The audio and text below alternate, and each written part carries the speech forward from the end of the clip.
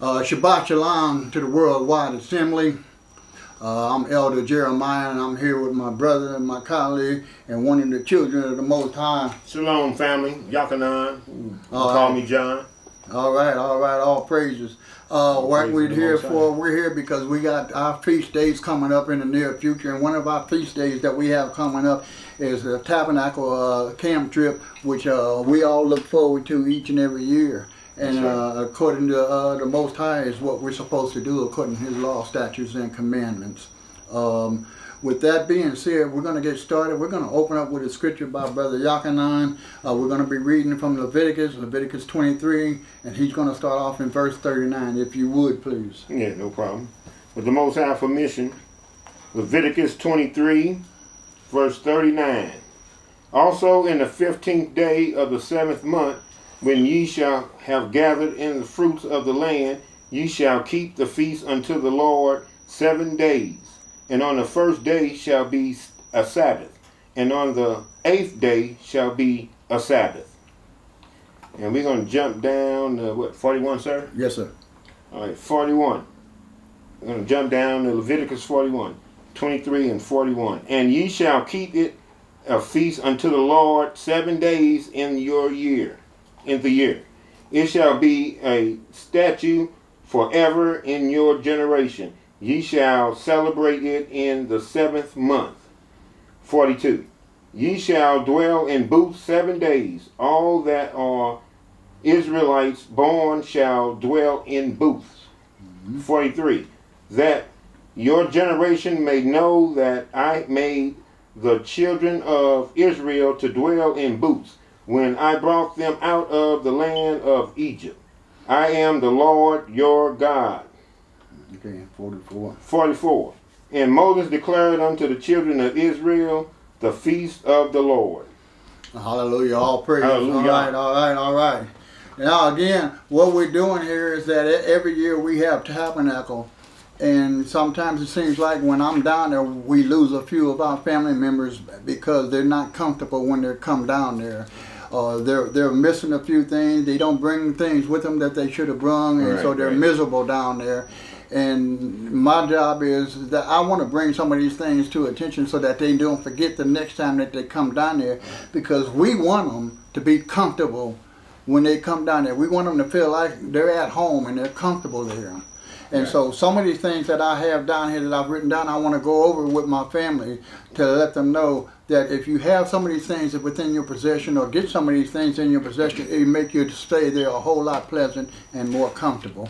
My brother Yakanan, he's going to agree with me on a whole lot of things. So starting off, we want to talk about tent, and we want to talk about tent sizes.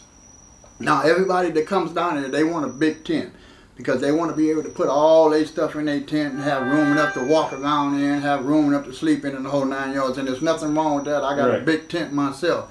And a big tent is pretty much what you need. Rule of thumb, for 2 people, 6 to 8 man tent will be sufficient enough for them to be able to have enough room for them to do whatever they want to do. You can go bigger if you want, but 6 to 8 man tent is sufficient enough for 2 people. Yeah, that's right. Okay, then you go to 4 people. When you got 4 people, now you're going to go anywhere from 8 to 10, or you're going to go from 12 to 14 man tent. That's more than enough room to have for all your gear, plus yourself, plus your sleeping wear, and to walk around in and do all your changing and all of that, which is pretty good. Okay, then you would go to a 6 man tent, or a 6 man or an 8 man.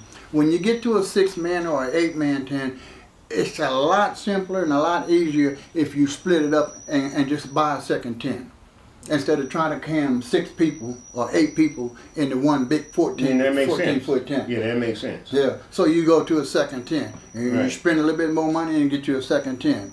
Okay. When they say 8-person tent, it's talking about 8 people sleeping in the sleeping bag. 8 people sleeping in the same tent. You know what I'm saying? Just to cover that, just so people will know that is the breakdown. When you got 8 people, when they say 8 people in the tent, it's talking about a sleeping bag. So you can't bring a big old bed and expect to fit that same amount of people in there. Exactly. So that's what we're talking about. We're talking about 8 people sleeping in one tent. Right. Is what we're talking about. Okay. Like I said, when you get to 8 people, that's just too much room. Rule of thumb on that is no more than 2 to 3 people per tent. Right. Is enough room, safety wise, in the whole 9 yards. Something go down, you got 8 people inside the tent. Y'all gonna tear yourself up and the tent up trying to get out of there to be safe. So you split it into 2. That's what the tent size is on that. Other thing about tents, a lot of people wanna they wanna buy a new tent pretty much every year. There's nothing wrong with buying a new tent. One of the things is that you need to put the tent together at home a couple of times before you go down there, so that you won't be down there scratching your head for 2 hours trying to figure out where A pole go and B pole go. So you want to put the tent together at home 2 or 3 times. My wife will tell you, I put my tent together every year, even though I put it together already 2 or 3 times. I put it together again just to make sure that my mind is fresh on how these poles go. Another idea is you buy colored stickers that they use. These colored stickers that they use when you go have a yard sale, and they put these stickers on there, and they put 50 cents on there, $1 on there. You get these colored stickers. Once you put your tent together, you put these stickers on your poles. That's a good idea. Put these stickers on your poles. That way, when you get down there, yellow go to yellow, blue go to blue, green go to green, red go to red. And next thing you know, your tent is up. Yeah, mark in some kind of way. Yeah, and you ain't scratching your head. Whatever way you can, have them marked. Yeah. Anything else on that? Yeah, then also make sure you bring a cover for at night to go over your tent. Now, you don't have to keep the cover over your tent all day long, but at nighttime you want to cover that tent, and then in daytime you can take the cover off. And the reason for that? The reason for that is that way in the daytime your tent will be able to breathe, but at nighttime you put the cover over it because it's going to get colder at night, and that'll keep you warmer. Acts like an insulator. Like an insulator. Thanks, brother. Another thing about what you said, is with the heaters, you won't have to turn the heaters up so doggone high when you got a cover up over the tent. The heater can stay down low, and it's nice and toasty in there. You end up turning the heater off sometimes. Right. Okay. Again, safety-wise with the heaters, I'm going to let you deal with that as far as burning your tents. Yeah, safety-wise with the heaters, when you're choosing your heater, you want to choose a heater that won't go up in flame as quick.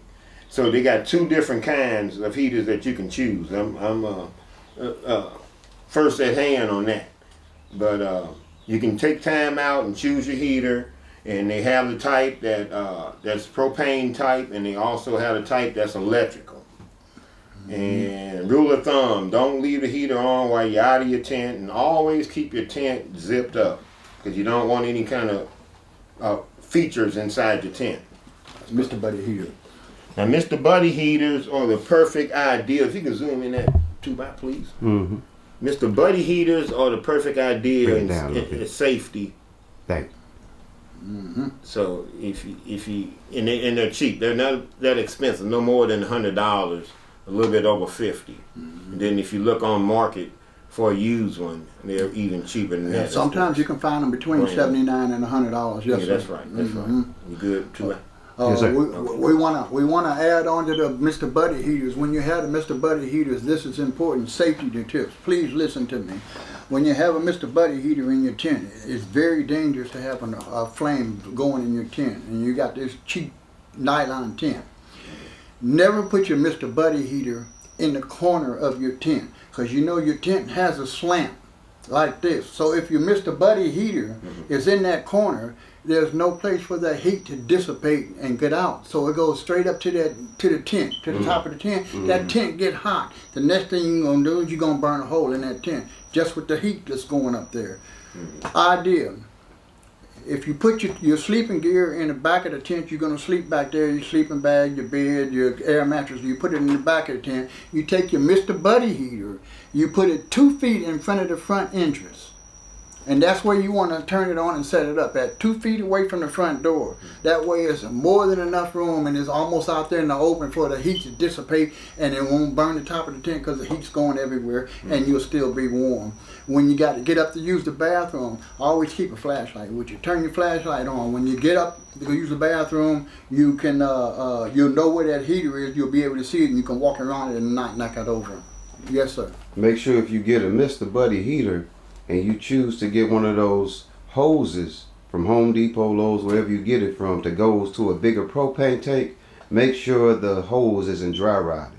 We had a brother several years ago that got a hose brand new from the store, but it was dry rotted. And when he went to plug it up late on that night when he was asleep, him and his wife, it blew up. So you want to watch that also. Make sure you get a solid hose. I don't know how you check the quality, but want to make sure you got a good quality hose if you're going to do it like that. Yeah, everything, good idea. Everything you do, you want to test it at home. Right. You want to test everything at home before you bring it down there. If it don't blow up at home, it ain't gonna blow up down there. Right. That's good. That's real good. The other thing about Mr. Buddy Heater is that you have to remember the front grade of that Mr. Buddy Heater, okay, gets hot. Yes.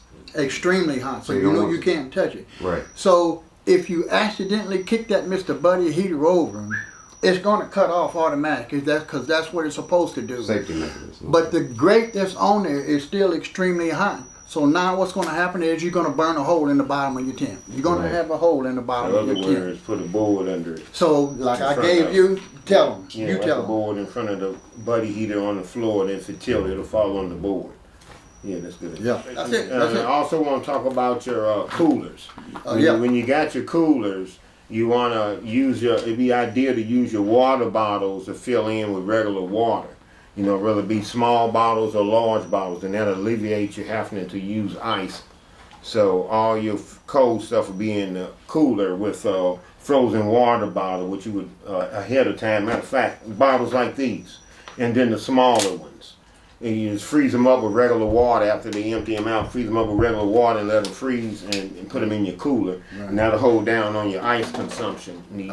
First thing there, you throw 2 or 3 bags of ice in your cooler. By the time you get down there, you got soaking wet food or soaking wet something down there because the ice done melted. Yeah. And I tell you, as Jacques and I told you, this ice cube will last a whole lot longer than a little bitty ice cube. So if you fill a few of these up, or smaller, you can get the 1 liter bottles. You fill a few of them up and put them in there. It'll keep your cooler cool the whole weekend. Right, right. And you don't have to run back and forth buying bags of ice, and you ain't have to worry about your food getting soggy. Right. So And another thing we don't want to fail to mention, Naomi already forefronted this ahead of time, the whole list of camping things that we like to have. She already, her and the rest of the sisters already done went through everything. yes, so by all means, By all means. we will not discard the things that she put down because they are very important. Of all the things that she put down on her list for us to go down, you don't have to use them all, but she has a lot of good ideas and a lot of good tips and tricks of what you can bring down there for your comfort. Please look at her list and don't admit it because it's a good thing to take a look at. That's right. My wife and I have used that for years. It made us who we are now with our doctor appointment / camping trip. Right. Yeah. So, clothing, I got to talk just a little bit about clothing. We go down there, we got our clothing for the last 4 days. At nighttime, when it's get ready time to lay down and go to bed, just remember, some of us might go in our tent, we might change our clothes and put on something different before we lay down and go to sleep. Some of us I still have our clothes on and we'll lay down and go to sleep with the clothes we got on and we'll change them in the morning. Mm-hmm. Bad idea, especially when it's cold out. When it's cold out, you have to understand something. You have them clothes on all day long. They perspire. You perspire, the clothes get damp. You don't feel it, but it's damp. Okay? At nighttime when you go in your tent, you turn that heater on, you get up under them covers, your clothes start getting wet. Next thing you know, as soon as you open up that cover, you cold as I don't know what because your clothes is wet and now they're getting ready to freeze. Never go to bed with your clothes that you had on all day long. Take them off and put on something dry. In the morning, get up in the morning, take those dry things off, hang them up outside so you can use them again the following night or if you got some more. But never go to bed if you got your clothes on all day long and then you lay down in that bed. You're going to be cold. And that's what make a lot of people say, I'm too cold, I can't do this no more. Because you don't dress for it and you don't dress appropriately. So take your clothes off and put some fresh clothes on, fresh socks on, and then go to bed. You'll be a lot warmer. Cleanness around the camp. I was going to let you do that. You deal with the garbage and all that other mess. Okay. Well, every camp at night before it get dark, we have a person that comes around to pick up the trash. Mm-hmm. So make sure you have all your trash ready before nightfall. And then someone will come around and get all your trash. You don't want no trash around. You want to attract no kind of critters to your camp, to your tent. So to avoid that, and then you have anything like food or anything, it has to go into your vehicle, locked in your vehicle, because we have birds and animals out there, and we don't want to attract them. We never had any problem with any birds or animals like that, but you just don't want it to happen, because we always use preventive maintenance. Yeah. And to add on to the animal thing, y'all have to remember, we invaded their home. They didn't invade ours. We in their home. We not, and we didn't ask them nothing. We just walked right in their house and took over their house. So yes, they mad. Give them their respect. Yes, they want to. They're curious and they want to know. Yeah. And yes, if you leave something out for They them, think you're feeding them. if you leave something out for them, what's gonna happen? They'll come and get that. They coming to get it. Yeah. And they don't care who's in there. They coming to get it. Yeah. And if you shoo them away and don't pick up your food, what's gonna happen?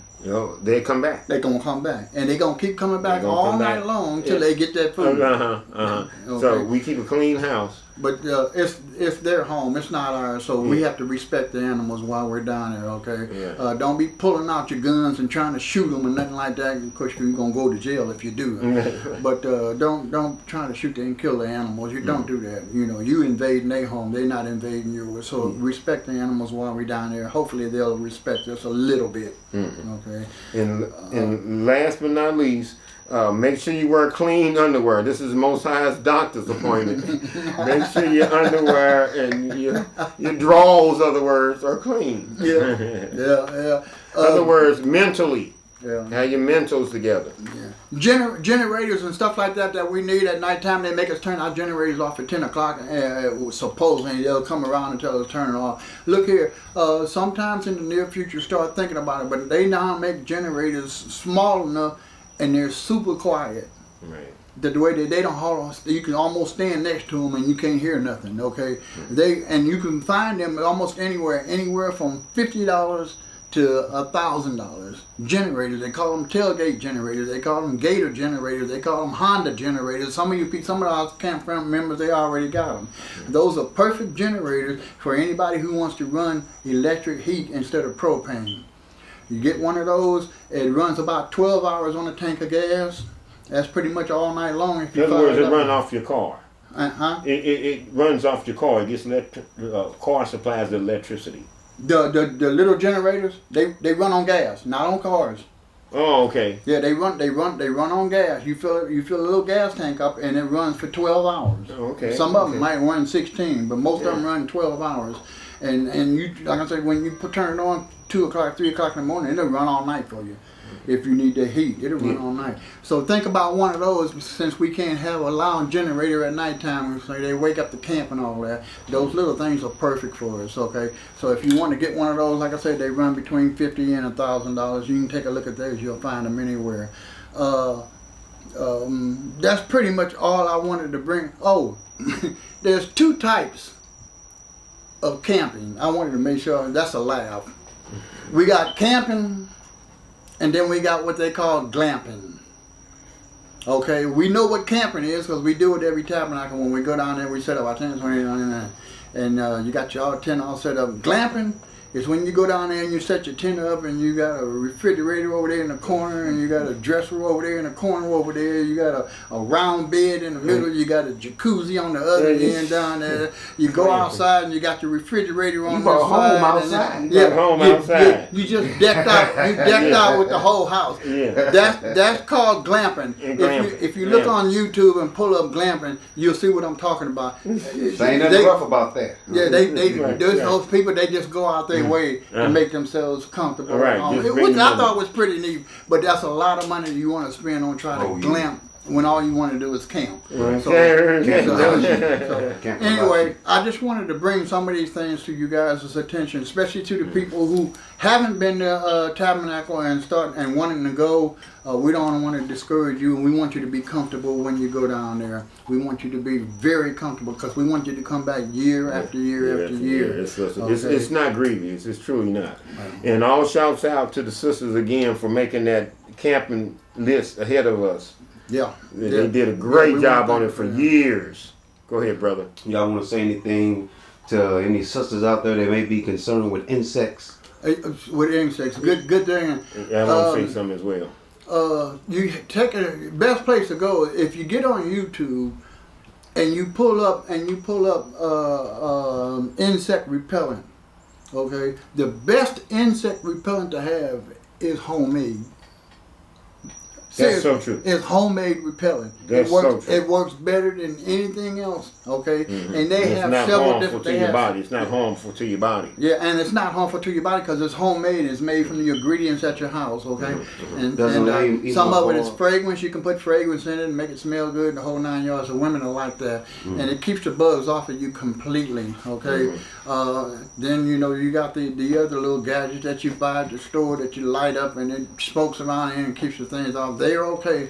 But the homemade remedies to keep the bugs and mosquitoes and all that and gnats and all of that mess off there is a homemade remedy. And there's so many of them that I'm not even going to try to go through them. But look on YouTube and look up home remedies for that, and they'll be able to come up with a lots of them of how you can make different types on it. Like I say, even with fragrance in it, perfume or whatever you want to smell. Yeah, like. right. If you get a chance, consult my barb. She's got a little remedy she uses every year with lemongrass and something else. I can't remember Oh, what man, it is. But that's- she makes that's a it. bug repellent. That's it right there. We need to have that on film. Homemade remedies is the best thing. All that other mess that you buy in the store, they done got immune to that.